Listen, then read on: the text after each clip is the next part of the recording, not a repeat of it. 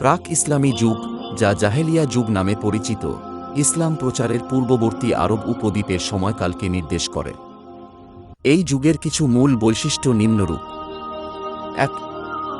ধর্মীয় অবস্থা। আরবদের মধ্যে মূর্তি পূজা প্রচলিত ছিল। কাবা ঘরকে কেন্দ্র করে অনেক মূর্তি স্থাপন করা হয়েছিল। আল্লাহ ছাড়াও লাত, উজ্জা, মানাত প্রভৃতি দেবদেবীর পূজা হতো। কিছু আরব গোষ্ঠী জৈন বা খ্রিস্টান ধর্ম পালন করত। ২. সামাজিক অবস্থা। সমাজে বিভিন্ন অসাম্য ও কুসংস্কার প্রচলিত ছিল।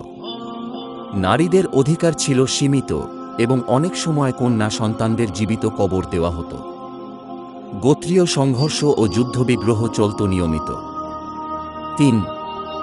নৈতিক অবস্থা। মদ্যপান, জুয়া এবং অন্যান্য অনৈতিক কার্যকলাপ ছিল প্রচলিত।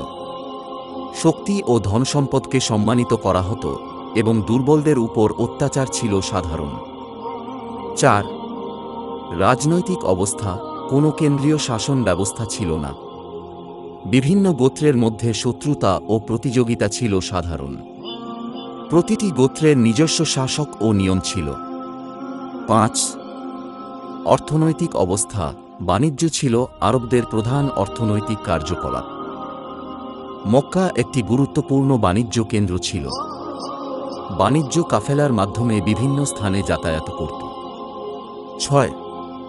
সাংস্কৃতিক অবস্থা। আরবি কবিতা ও সাহিত্য ছিল উন্নত। কবিরা সমাজে উচ্চ মর্যাদা পেত। মেলা ও বাজারগুলো সাংস্কৃতিক বিনিময়ের কেন্দ্র ছিল। জাহেলিয়া যুগের এই পরিস্থিতির মধ্যে নবী মুহাম্মদ ইসলাম ধর্মের প্রচার শুরু করেন, যা আরব সমাজের প্রচলিত কুসংস্কার ও অসাম্যের বিরুদ্ধে এক বিপ্লবী পরিবর্তন এনেছিল।